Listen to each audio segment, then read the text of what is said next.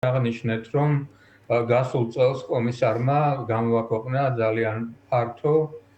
და ღრმა ანალიზი იმის თაობაზე, თუ რა ხდება, მასშტაბებმა რა ხდებოდა საქართველოში 2024 წლის ბოლოდან დაწყებული 2025 წლის განმავლობაში და შესაბამისად ეს აისახა მის თვითონ მემორანდუმში და ასევე აისახა იმ რეკომენდაციებში, რომელიც ამ მემორანდუმშია ასევე ჩადებული. ძირითადი აქცენტები ის იყო, რა თქვა, ბრძანეთ, ეს არის გაუარესებული კანონმდებლობა, რომელიც ხვდავს არასამთავრობო ორგანიზაციებისა და მედიის მუშაობას, ეს არის იგივე კანონები შეკრებებისა და მანიფესტაციების თავისუფლების ფაქტიურად გაუქმებისკენ მიმართული და სხვადასხვა საკითხები, იგივე ქიმიური იარაღის გამოყენების სავარაუდო შემთხვევები და ასე შემდეგ. და ბუნებრივია აინტერესებდა აი ამ მემორანდუმის მერე, რეკომენდაციების მერე, რომელიც მან ასე ვთქვათ გამოაქვეყნა, რა პროგრესი იქნა მიღწეული, თუ იქნა საერთოდ რაიმე პროგრესი და ბუნებრივია ჩვენი შეხედულებები ამასთან დაკავშირებით გაუზიარეთ. პროგრესზე ვერ ვაპარაკებთ, იმიტომ რომ ამისთან პროგრესი უბრალოდ არ არსებობს, იგივე რო ავიღოთ მაგალითად 2024 წლის დეკემბერში ძალადობის ფაქტები პოლიციის მხრიდან და როგორც ჩანს პოლიციასთან ასოცირებული უცხოური პირების მხრიდან, მათ შორის ჟურნალისტების მიმართ, მათ შორის თქვენი ტელეარხის ჟურნალისტების მიმართ აღარაფერს ვამბობ უბრალოდ ჩვეულებრივ მოქალაქეებზე, რომლებიც მშვიდობიან პროტესტში მონაწილეობდნენ, აი მათ მიმართ გამოყენებული სასტიკი ძალა ეს ყველასთვის უკვე ცნობილია, ნაწილობრივ აღიარებულია თუნდაც ამ ქართული ოცნების პრემიერ-მინისტრის მიერ, მოგეხსენებათ რამდენიმე კვირის წინ მან თქვა, რომ იყო 1-3 თუ 4 შემთხვევა, როდესაც გადაცდომასო ბჭყალებში მისი ტერმინია ქონდა ადგილიო და ასე შემდეგ. ფაქტია, რომ არც ერთი აი ამ ფაქტებთან დაკავშირებით არც ერთი სამართალდამცავი ორგანოს წარმომადგენელი დღემდე არ ყოფილა წარდგენილი მართლმსაჯულების წინაშე, არც ერთი ცალკე აღებული საქმე არ ყოფილა გამოძიებული და ბუნებრივია პროგრესი არ არსებობს, არათუ პროგრესი არ არსებობს, უბრალოდ ეს ყველაფერი მიუთითებს იმას, რომ სახელმწიფოს არ აქვს სურვილი რომ გამოიძიოს ეს ფაქტები და ბუნებრივია არ აქვს სურვილი, იმიტომ რომ ამ ხელისუფლების მესვეურების მაღალი ეშელონების პოლიტიკური გადაწყვეტილებების მიმღები პირების მიერ იქნა როგორც ჩანს გასცემული ბრძანებები ამ სასტიკი დარღვევების შესახებ და თავისივე ბრძანების შემსრულებლებს ცხადია ისინი არ დასჭირდნენ, პირიქით მოგეხსენებათ, რომ წაახალისეს ეს კიდევაც 11 პირი დაჯილდოებას გულისხმობთ ალბათ მიხეილ ყაველაშვილის მხრიდან 11 პირი 2025 წლის იანვარი იყო თუ ფებრუარი არ მახსოვს, რა მნიშვნელობა აქვს ღირსების ორდენით იქნა დაჯილდოვებული, მათ შორის მინისტრი გომელაური, მათ შორის ხარაზიშვილი და ყველა სხვა, რომელიც სხვათა შორის სანქცირებულები არიან, მათ შორის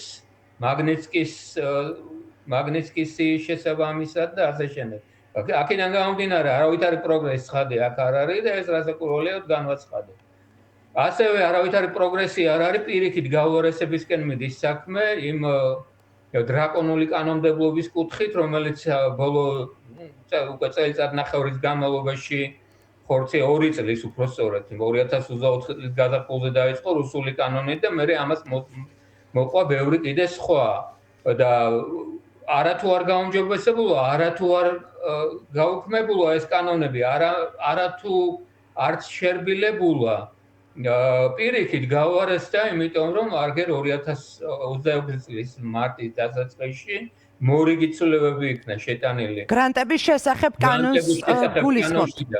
რომლის გაუქმებისკენაც მოუწოდებდა ევროსაბჭოს კომისარი ქართული ოცნების ხელისუფლებას. რა შედეგები მოჰყვება შეუსრულებელ რეკომენდაციებს და უგულველყოფას ყველა იმ რეკომენდაციისა, რომლისკენაც მიუთითებენ თუ ადამიანის უფლებათა შემლახავი კანონებისა, რომლისკენაც მიუთითებენ ჩვენი დასავლელი პარტნიორები და მათ შორის ევროსაბჭოს კომისარი. ეს რასაკვირველია, თვითონ კომისრის გადასაწყვეტია, მან უკეთ ისის რა ზომები შეიძლება მოყვეს, მე რამდენადაც დამჭა შტაბ-შტილება, ეს ზომები შეიძლება იყოს რაღაც მინიმუმ ისეთი ხასიათის, როგორც არის კოორდინირებული მოქმედებები სხვა რეგიონული თუ გლობალური ადამიანის უფლებათა დაცვის მექანიზმებთან ერთად. რას გულისხმობს? რა ვიცი, იგივე გაეროს მომხსენებლებთან კოორდინაციას და სხვა ასე ვთქვათ, საერთაშორისო ინსტრუმენტებთან, რომლებიც ადამიანის უფლებების დაცვას ემსახურება. კიდევ მეორე, მე არ მინდა ეხლა დავასწრო ან ვიმარჩიელო კონკრეტულად რა ნაბიჯებს გადადგამს კომისარი, მაგრამ იქიდან გამომდინარე, რაც მან გამოაქვეყნა შარშან მარტში და მერე მთელი წლის განმავლობაში კიდე რაღაც რამდენიმე სხვა უფრო მოკლე ხასიათის პუბლიკაციებიც იქნა გამოქვეყნებული. ამის მიხედვით აშკარაა, რომ ის ცხადე არაპირებს, ასე ვთქვათ, თვალით დახუჭოს იმაზე, რომ საქართველოს ხელისუფლება არაფერს არ აკეთებს იმისთვის, რომ შეასრულოს რეკომენდაციები იმ ორგანიზაციის ადამიანის უფლებათა დაცვის კომისრისა, რომლის წევრი დღესაც არის საქართველოს სხვათა შორის, მე გულისხმობ ევროპის საბჭოს. აქედან გამომდინარე, თვითონ ევროპის საბჭოს წინაშე და ევროპის საბჭოს წევრი სხვა ქვეყნების წინაშე აღებული ვალდებულება აქვს საქართველოს, რომ იხელმძღვანელოს ამ ორგანიზაციის ასე ვთქვათ, შესაბამისი სტრუქტურების გადაწყვეტილებებით, მითითებებით, რეკომენდაციებით და ასე შემდეგ. ეს ყველაფერი უბრალოდ არ არის შესრულებული, უბრალოდ არის უგულებელყოფილი თავიდან ბოლომდე. ბატონო სანდრო, როდესაც თქვენ დაიწყეთ საუბარი და აღარ გავაგრძელეთ გრანტების შესახებ კანონის ნაწილზე, რომელზეც ჩვენ ვსაუბრობთ და ეს არ არის ერთადერთი ცვლილება და კანონი, რომელიც ქართული ოცნების ხელისუფლებამ ბოლო პერიოდში მიიღო და რომელიც აუარესებს ადამიანის უფლებებს, ასევე საუბარია არაერთ სხვა კანონზე, მათ შორის საარჩევნო სისტემის გაუარესებაზე და დღეს ახალგაზრდა იურისტთა ასოციაციამ ემიგრაციაში ხმის მიცემის უფლების შეზღუდვის საკითხი საკონსტიტუციო სასამართლოში გაასაჩივრა. როდესაც ვლაპარაკობთ არსებულ მდგომარეობაზე ქვეყანაში, რა რეალობის წინაშე დგება საქართველო ორივე მიმართულებით ადამიანის უფლებათა უხეში შელახვის ნაწილშიც, ასევე საარჩევნო სისტემის ნაწილშიც და რა შეიძლება იყოს წინ გადადგმული ნაბიჯი, უпростоრად რა შეიძლება იყოს ბიძგი იმისთვის, რომ ქართულმა ოცნებამ ეს რეპრესიული კანონპროექტები შეწყვიტოს. სიმართლე გითხრათ, მე აი 2 დღის წინ ჩატარებულ არჩევნებში, რომლებიც შედგა უნგრეთში, ძალიან დიდ პოზიტივს ხედავ და არა მარტო მე, რასაკვირველია, მე არა ვარ ერთადერთი. იმის თაობაზე, რომ საქართველოში ვითარება მაინც ასე თუ ისე შეიცვლება, იმიტომ რომ ამ რეჟიმმა, რომელიც მართავს საქართველოს, დაკარგა ევროპაში მისი ერთ-ერთი მთავარი საყრდენი, ყოფილი პრემიერ-მინისტრის, ჯერჯერობით ის რჩება, მაგრამ ახალი პრემიერის არჩევა დანიშნამდე, მაგრამ წარმავალია. ორბანს გულისხმობ, რა თქმა უნდა, იმიტომ რომ ორბანი იყო სწორედ ის ადამიანი, რომელიც ყოველ მხრივ ლობირებდა საერთაშორისო ასპარეზზე და, მათ შორის ევროკავშირში რასაკვირველია, ამ რეჟიმის უკანონო განზრახვებს, ქმედებებს და ასე შემდეგ ბლოკავდა გარკვეულ გადაწყვეტილებებს და შესაბამისად აი ეს მთავარი საყრდენი, ეს მათი მოკავშირე უნგრეთში აღარ არსებობს. გასაგებია, რომ ხა პეტერ მადიარი რასაკვირველია შეიძლება შეცვლის, შეიძლება არ შეცვლის კონკრეტულად საქართველოსთან დაკავშირებით რაიმე პოლიტიკურ ხაზს, საერთო გენერალურ ხაზზე ვლაპარაკობ, თუმცა ესეც არ ვიცით როგორ მოიქცევა. ხოცები რაღაცა ძალიან აჟიტირებულები ჩაანდენ ამ დილით. მაგრამ თავარი ის არის, რომ რაც განაცხადა პეტერ მადიარმა არაერთხელ არჩევნებამდეც და არჩევნებში გამარჯვების შემდეგაც ის კარდინალურად შეცვლის უნგრეთის პოლიტიკურ კურსს ევროკავშირთან მიმართებით და მათ შორის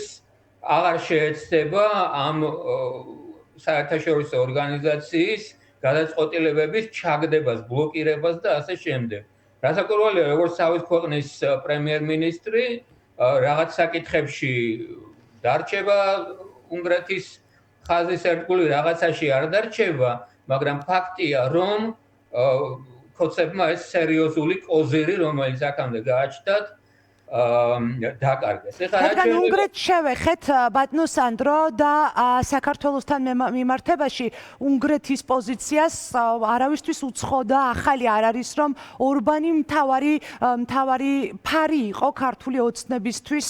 ევროკავშირში სანქციებს, როდესაც ეხებოდა საქართველოს ხელისუფლების წინააღმდეგ საქმე. ფაქტია, რომ თუკი ახალი გამარჯვებული კანდიდატის განცხადებებით ვიმსჯელებთ, ბევრი რამ შეიცვლება ევროკავშირთან ურთიერთობებით და ასევე დღეს გაირკვა, რომ მთავარი პირობები წამოუყენა ევროკავშირმაც თავად მადიარს იმისთვის, რომ 35 მილიარდი ევროს განბლოკვა მოხდეს, რომელიც დაბლოკილია ევროკავშირის მიერ. ეს ნიშნავს თუ არა იმას, რომ სრულად შეიცვლება პოლიტიკური თამაშის წესები უნგრეთის მხრიდან იმისთვის, რომ დაალაგდეს გაფუჭებული ურთიერთობები თავად ევროკავშირთან. კი, ამაზე მოგახსენეთ, ზუსტად ამას ამბობდა ამისთანავე დაპირებებს გასცემდა მადიარი არჩევნებამდე და არჩევნების შემდეგ პრესკონფერენციაზე ეს განაცხადა. ცხადია, ევროკავშირიც არ იქნება, ასე ვთქვათ,